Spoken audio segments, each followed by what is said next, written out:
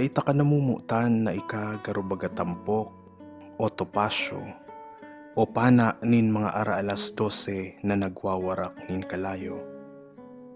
Namumutan ta ka siring na igwang mga dai masabot-sabot na mga bagay na sa imong namumutan. Sa hilom, sa pagultanan kan anino asin kan kalag. Namumutan ta ka siring sa tinanom na dai nagbuburak.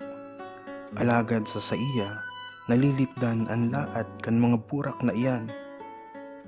Mapalo sa imong pagkamuot, ang mabagsik na hamot, nag-alisngaw sa kinaban, nabubuhay sa kairaruman kan sa kuyang hawak. Namumutan ta ka na daing pagsabot sa paano, sa kasuarin, sa kunsain. Namumutan ta ka ng kat, mayong karibungan o kapaabaw-abawan. Siring ka iyan na namumutan ko ika, hulit tadai na akong iba pang paagi. Kundi ini na bako ako, asin bako ika. Labi ka dayupot, nakamot ko an kamot mo sa sakong daghan. Labi ka dayupot, na minapirong an mga mata mo, sa puon kan sakong pangaturugan.